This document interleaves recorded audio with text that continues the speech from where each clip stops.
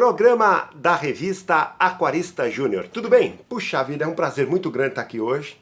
Hoje é dia 10 de fevereiro de 2020. Estamos iniciando o programinha número 82. Um programa semanal, um programa que está pretendendo essas semanas todas, mais de um ano e meio mais ou menos, né, de duração que já tem, tentando contar o quê? A história do aquarismo brasileiro nos últimos 30 anos, nas últimas 3 décadas, sob o olhar, sobre a ótica, sobre a observação que a revista Aquarista Júnior foi tendo estes anos todos para documentar a história do aquarismo brasileiro. E está sendo um prazer muito grande preparar esse programa semanal, encontrar nas gavetas, nos arquivos, nas pastas, nas fotos, nas coleções de fotos, nos artigos que a revista publicou, tudo aquilo que nós fomos tentando idealizar para divulgar, promover, dinamizar, incentivar o hobby do aquarismo brasileiro, o hobby do aquarismo brasileiro em todos os cantos do nosso querido Brasil.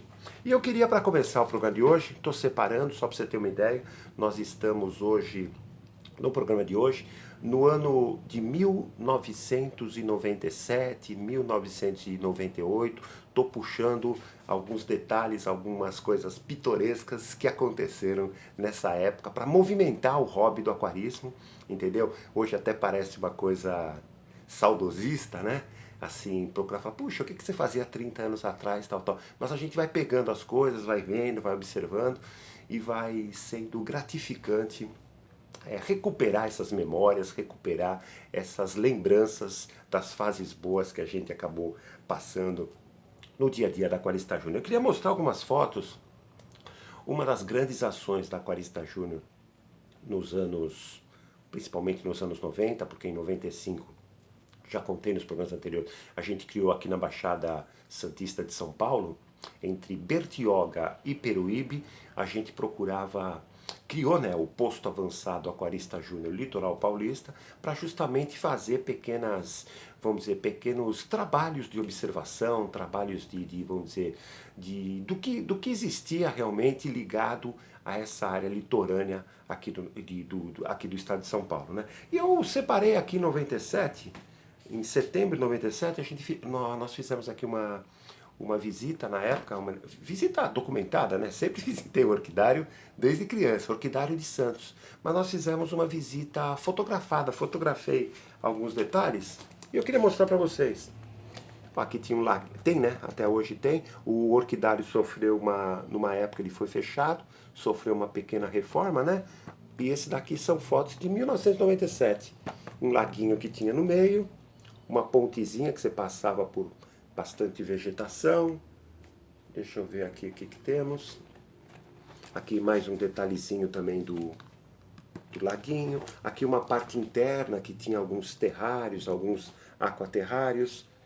Tá vendo aqui? Sempre usando aquários, entendeu? O orquidário era praticamente, você passa, né, por um caminho e tem plantas, tem arbustos, tem árvore em toda a sua passagem.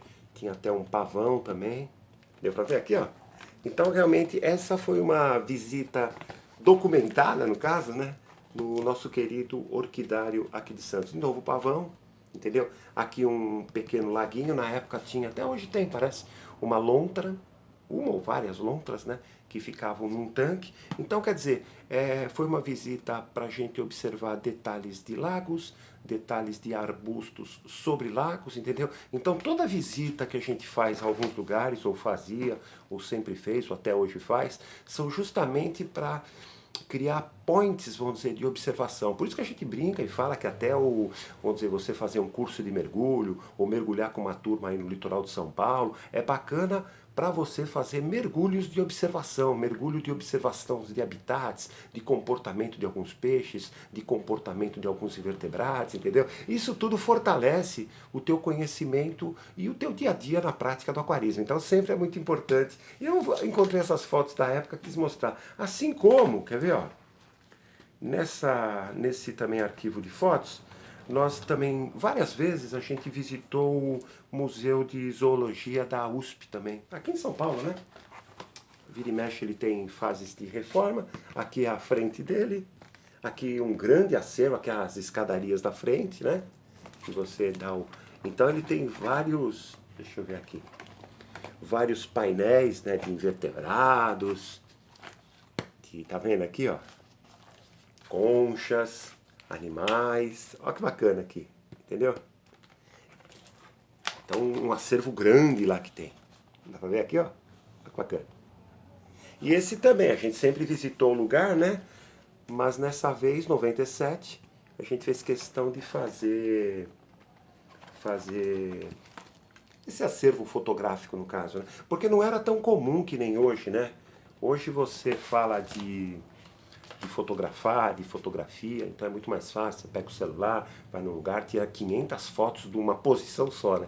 Naquela época tinha uma certa dificuldade de fotografia, de comprar uma máquina boa, de comprar um filme bom, de não queimar as fotos, então você tirava 12 fotos às vezes, a maioria não saía tão boa, entendeu? Então tinha essa dificuldade e não se tinha esse hábito de documentação histórica das coisas, né? Então devagarzinho, tô puxando no acervo aqui, nas pastas, nos álbuns de fotos que eu tenho aqui, para mostrar para você o nosso empenho, o quê? A revista Aquarista Júnior sempre que procurou, né, ter contato com institutos, com museus, com bibliotecas, então sempre tivemos um intercâmbio técnico, até cultural, troca de informações, acervo que a gente preparava um kit de revistas para deixar permanentemente, por exemplo, na biblioteca da USP, na biblioteca do Instituto Oceanográfico, nas bibliotecas das grandes universidades. Então, quer dizer, a gente sempre procurou ter esse tipo de trabalho de aproximação com a área, vamos dizer, acadêmica, né? Então sempre a gente era convidado, ou participava, ou recebia os resumos do que foram os encontros, os congressos, os seminários, sempre ligado à piscicultura, aquicultura, que a gente tem praticamente muitos deles, até guardado até hoje, em vários pontos do Brasil que aconteceu, e que a gente procurou ter essa espécie de intercâmbio. Então, pequenas visitas a gente sempre procurava fazer, rápidas visitas, né? Nesses locais, para justamente estreitar vamos dizer, esses laços de intercâmbio com as entidades, com as universidades, com as bibliotecas, que a gente achava importante para quê? Para sempre estar criando nas edições da Aquarista Júnior artigos de interesse, não diretamente, claro, né? Mas indiretamente de interesse para o fortalecimento aí da técnica, do dia a dia que o aquarista brasileiro pudesse necessitar, no caso, né? Outra coisa que eu queria falar também, puxei a revista número 63. Aqui está a revista 63, de agosto de 1998. E uma coisa curiosa que eu vi aqui, página 5, deixa eu ver aqui, papapi, papapá, a gente fez um resumão, porque nós, na época, tínhamos aqui as visitas de alunos aqui no Aquário Público de São Bernardo do Campo. Começou, né, a ser chamado de Aquário Público, era o Centro Cultural Aquarista Júnior. E a gente fez nessa revista uma espécie de um programa, A Escola no Aquário de São Bernardo. O que era a proposta? Porque a gente tinha uma pré-temporada, que era uma temporada de preparação do aquário, que era justamente os meses de dezembro, janeiro e fevereiro. Então, quando era em março, a gente começava a agendar visitas para as escolas, principalmente, que nem eu falei nos programas anteriores, pré-escolas, até primeiro grau, era o que mais vinha no caso, né? Março, abril, maio e junho, 4 meses de visitas, vamos dizer, monitoradas, agendadas, aquela coisa toda, para ser realmente uma espécie de um passeio legal para as crianças e um conhecimento, vamos dizer, uma aula externa para os alunos, um trabalho interdisciplinar no caso, né? E quando era julho, a gente fazia tinha a pré-temporada e a intertemporada, né? Que a gente também deixava o mês de julho, que era justamente as férias escolares, para dar um tapa, para dar um ajuste nas coisas do aquário. Então, era quando a gente fazia pequenas, vamos dizer, manutenções no lugar ou no acervo, modificações, limpezas, aquela coisa toda. E também quando voltava agosto, setembro, outubro e novembro, que era o segundo semestre, mais quente, a gente conseguia também agendar a visita das escolas. E nessa revista 63, a gente fez esse resumo, qual que era a ideia do programa, essa ideia do programa, vamos dizer, como que você poderia participar, prestigiar, colaborar, até patrocinar o programa. Então tinha algumas empresas que que nos ajudavam com doações de pequenos brindes, né, para as crianças, aquela coisa toda, papapi, papá. Então a gente fez realmente um resumão nessa revista do que era a visita. Aquilo que eu falei nos programas anteriores, entre o Centro Cultural Aquarista Júnior foi inaugurado em 1991,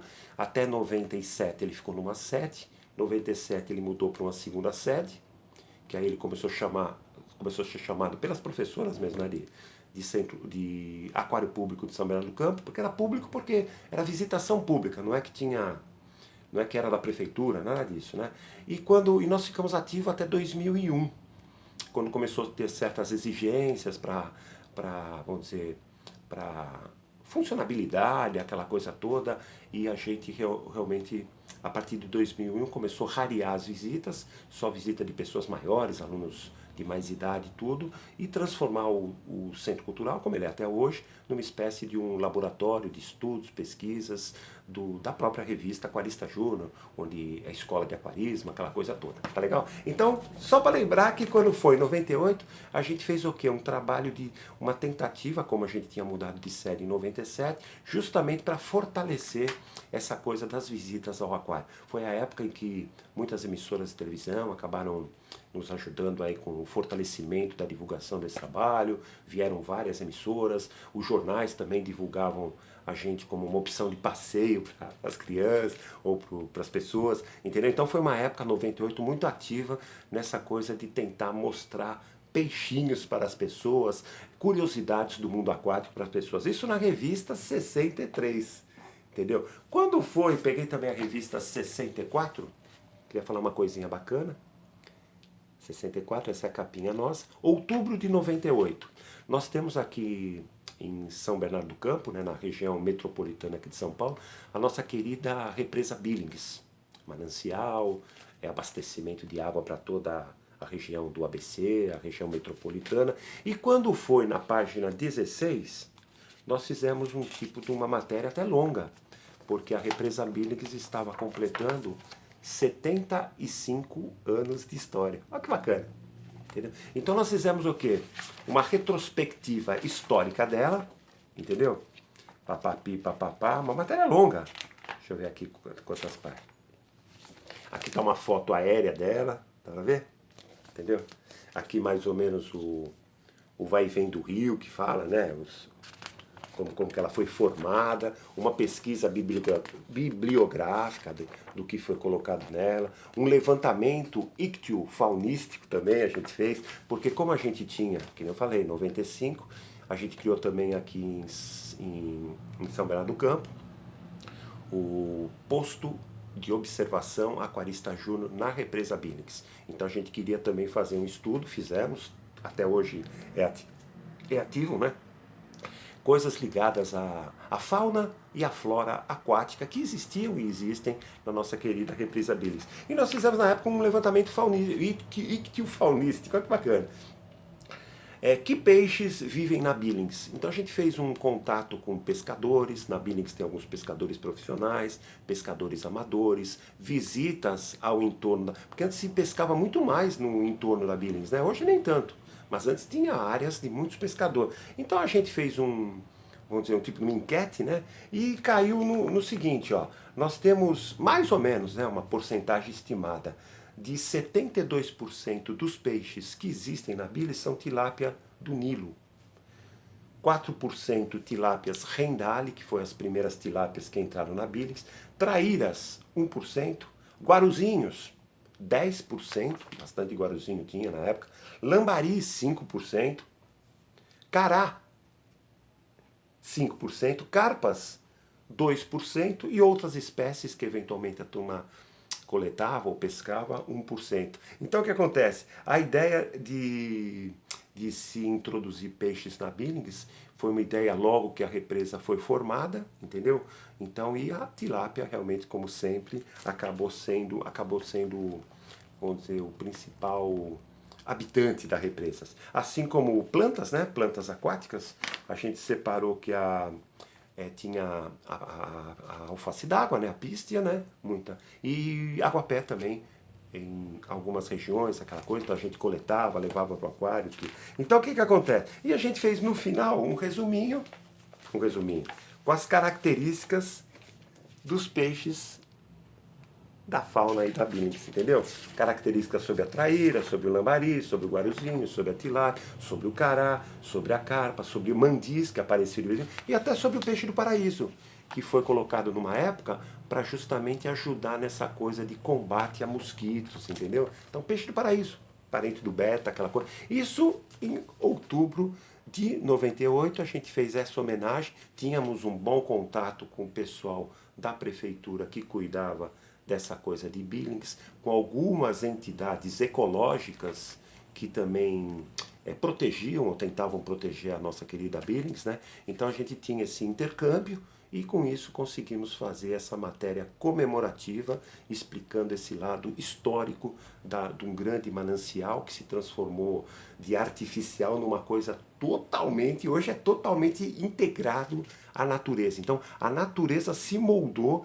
Aí que vem, foi nessa época que começou a vir essa ideia que a gente falava muito de equilíbrio biológico no aquário, aquela coisa, e a gente começou a mudar o nome para acomodação biológica, porque tudo se acomodou em cima de uma represa artificialmente montada, artificialmente preparada, e aí o que acontece? Os anos foram passando e essa acomodação alterou até um pouco o clima da região, entendeu? Antes era uma região de muita névoa, né? Muita neblina, hoje já não é tanto, entendeu?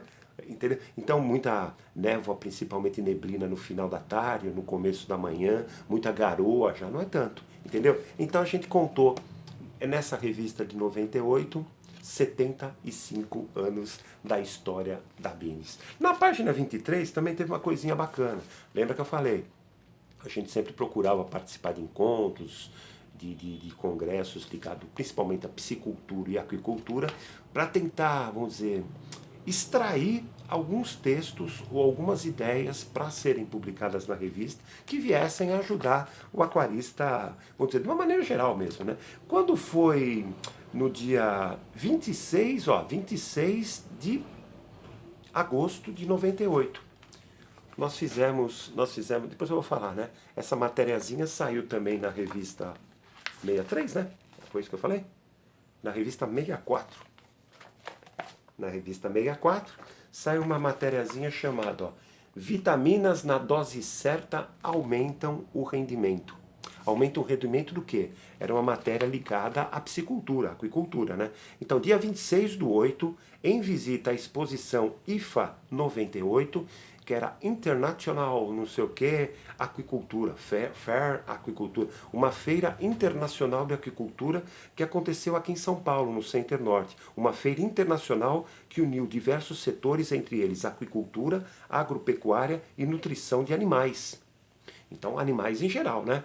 Observamos que o termo pet food é muito usado para destacar os alimentos dos pequenos animais, entre eles os alimentos dos peixes, entendeu? Veja esta interessante matéria que destaca a importância das vitaminas na boa saúde dos peixes. Associe estas ideias aos peixes ornamentais de aquário. Um peixe bem alimentado tem sua expectativa de vida aumentada, confira, entendeu? Então o que acontece? A gente observando a feira, que era uma feira de agropecuária, uma feira de aquicultura, uma feira de animais em geral, né? Nós observamos esse pequeno detalhe numa das stands lá, falando justamente sobre a importância das vitaminas na dose certa para aumentar o rendimento de uma piscicultura. Aí eu pensei, puxa, se vai aumentar o rendimento da piscicultura, é porque talvez vai fazer os peixes crescerem em menos tempo, mais saudáveis, aquela coisa toda, peixes para consumo humano. Então vamos tentar colocar essas informações para o próprio mercado das rações, o próprio mercado que estava começando a explorar o Brasil, importação, essa coisa toda, pudesse extrair essa ideia de que as vitaminas bem dosadas, bem, vamos dizer, estudadas e bem incluídas nas receitas das rações, podiam até ajudar na melhoria da qualidade de vida dos peixes. A gente fez uma matériazinha até que não era tão pequena. Principalmente no final, a gente destacou a vitamina A, a B, a vitamina C, a D, a E, a K, entendeu? Então, os problemas gerados pela falta de vitaminas narração. A falta de vitamina A, por exemplo, retarda o crescimento, pode dar lesões nos olhos, perda de coloração. Então, opa, vamos tuchar a vitamina A, entendeu? É aquela coisa lá. Vitamina D, problemas na estrutura óssea, anemia. Isso para animais em geral. Então a gente procurou, opa, pegar, condensar e falar a importância das vitaminas na vida dos peixes e na importância de que se você vai fazer, até para aqueles aquaristas que estavam empenhados em fazer uma receita de criar um patê, aquela coisa toda, que pudessem criar um patê em que os ingredientes que fossem usados fossem ricos, por exemplo, em vitaminas, para fortalecer até o conjunto do patê. Tá legal? Estamos encerrando aí o programa de hoje, programa número 82. É um prazer, está sendo um prazer muito grande puxar na memória todas essas coisas e rever coisas de 30 anos atrás que a gente foi publicando e foi realmente tentando fazer do aquarismo um hobby fantástico como ele é nos dias de hoje, tá legal? Boa semana a todos, que Deus abençoe você, sua família, as pessoas que você gosta, as pessoas que lhe cercam e que na próxima segunda-feira estaremos aqui sem falta tentando contar um pouquinho da história do aquarismo brasileiro nos últimos 30 anos e tudo aquilo que a revista Aquarista Júnior procurou proporcionar para todas aquelas pessoas que gostam dos peixes, da vida aquática, do mundo aquático, dessa coisa de reprodução de peixes, de cultivo de peixe, de cultivo de plantas, tá legal? Bye bye, boa semana e até!